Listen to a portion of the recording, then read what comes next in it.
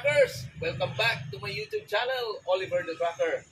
Ngayong umaga, ang i-feature natin ay isang bagong equipment from Shackman. No? This is the Shackman H3000S 6x4 transit mixer 10 cubic meter. So, ngayong umaga, papasadahan natin to mula sa loob sa dashboard, sa loob ng cabin. Paikutan natin to, yung kabuuang body, at saka, siyempre, papaturo tayo sa ating technician, si Romnick, kung paano siya i-operate, no? Basic operation, mga katrackers. So, mga katrackers, ano pang inaantay natin? Let's go!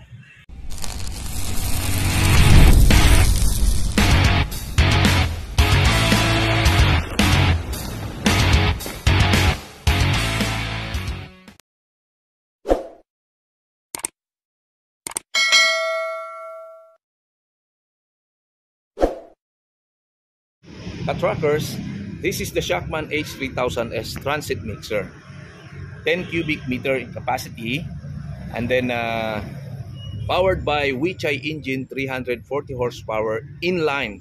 The emission standard is Euro 2. So we will take a look at the inside of this machine. Okay, all right. Kaya tingnan natin. So, as you can see, yung upuan niya, no, meron siyang parang air adjustment, no, and then pwede siyang adjust from backward to forward, and then as you can see, sporty din yung kanyang upuan, no. Then you can see meron siyang sleeper's cabin, no. So for our driver and painante, so pwede sila magpahinga dito while waiting for their trip, no? So ayan. So you can see, maluwag yung kanyang yung loob ng cabin, no? Wala siya masyadong mga harang-harang. So pwedeng magpalitan dito yung dalawang driver, no? Pagka kailangan nilang mag-relyebo. And then, syempre, pasadaan natin yung kanyang dashboard. In dashboard nito, mga katrackers, very stylish, no? Ayan, kita mo nyo naman, stylish. Parang pang SUV, no? Then, ayan, meron siyang mga lalagyan ng mga tumbler o cup. Ito yung kanyang pinaka-radio panel. Ayan, pinaka-dashboard niya. And then, of course, ayan yung kanyang steering wheel, no. This is the famous letter S, Shackman. Stands for Shackman, no. And then ito yung volume control niya para sa audio system natin. So medyo modern type na ang dashboard niya. So hindi siya conventional, no. So sporty type din. And then ang kanyang switch ng aircon nandito. Okay. So ayan, mga katrackers. Tapos, tingnan natin yung kanyang adjustment. Subukan natin, no? Ayan. Kita nyo, mga katrackers. Pwede siya i-adjust, no? Okay. Depende sa height, no? And then, pansinin nyo ito, mga katrackers, power window na rin siya. Okay. Power window. So, ito po, yung kanyang transmission naman, mga katrackers, makikita nyo po is 10 speed siya, no? High and low. 1 to 5, forward, and yung high niya, 6 to 10. So, may dalawang reverse din po siya.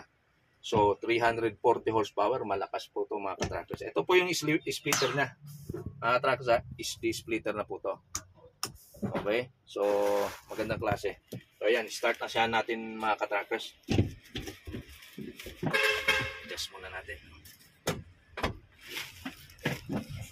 Maxi, neutral. Okay. Start natin. Kita nyo, mga katrackers, one click lang. Sample lang. Nakakatuwa tong mga heavy machines, no, ng Shackman. Napakagandang manibela. para magaan pa sa kotse. So, sa ngayon, since na-start na natin,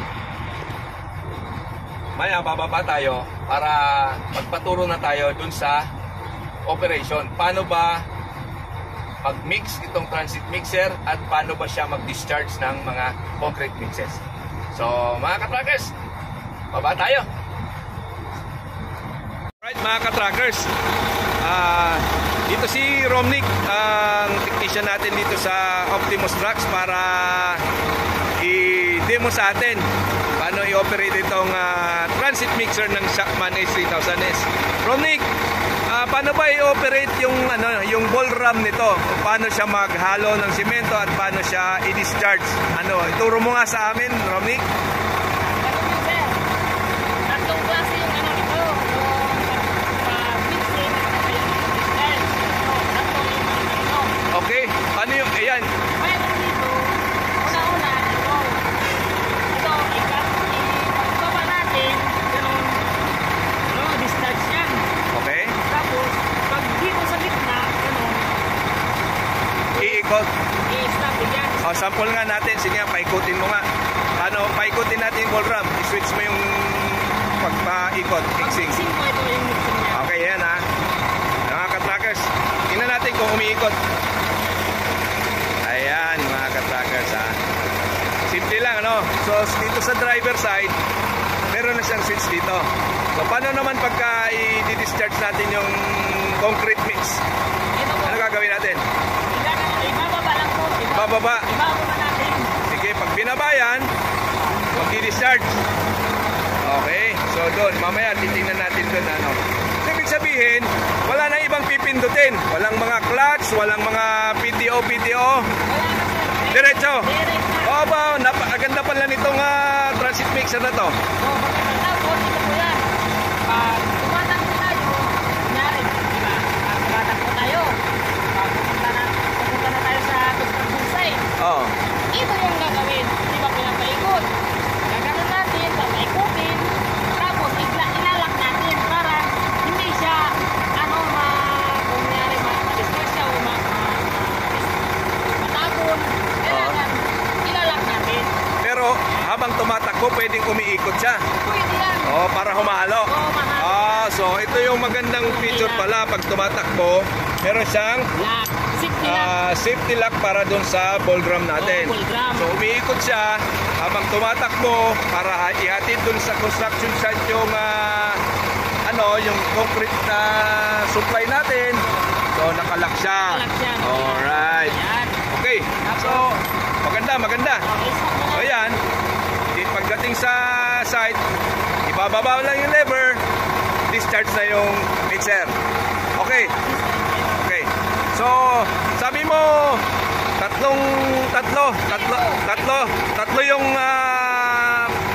yung switch niya para i-operate yan.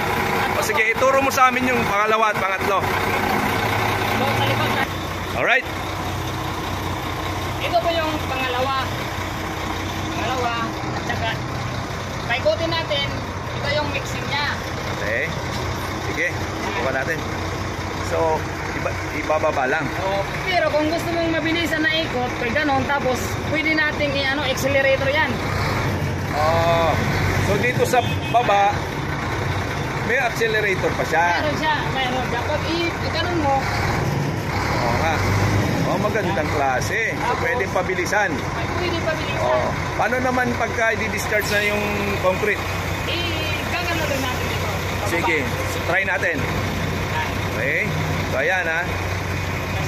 Pinus niya yung ni-reverse niya yung tingnan natin kung magdi-discharge. Tingnan natin. Sample lang po ito mga ka-truckers, wala pa siyang concrete, no? Bali tubig lang muna yung sa niya. Tubig lang muna yung nasa loob ng ball drum. So, ayan. So, yan. Okay? Ganyan po, gumagana yung discharge niya. Yan. So, dun sa kaliwa, meron. Dito naman sa kanan, pareho din. Ito naman yung pangatlo. Yan yung pangatlong switch ng ball drum natin. Sige, pagganahin nga natin. Mixing. Mixing. Okay, try the mixing. Alright. Ayan ha. Umiikot mga ka-trackers. Umiikot. Sige, paikot-ikotin mo na. Sir, inaano, pinaganon. Oh. Sa ano niya? May silinyador din. Silinyador. Aba. Yan. Maganda. Tapos, pag-stop, Okay na yung halo. Ready na. O, so paano naman natin i-discharge yung concrete? Halimbawa. dito rin. Sige, subukan natin. Ayan. Ayan. So, rumi-reverse yung ikot, mga ka-trackers, pagka i-discharge. So, pansinin nyo, reverse yung ikot. Ayan. May silinyador. And then, siyempre, abangan natin. Mag-discharge yan. Ayan, ha. O, sample lang po yan, mga ka-trackers. Tubig lang muna. O, pero, makikita nyo, gumagana, ha. Meron switch sa taas. Meron switch sa left. Meron switch sa right.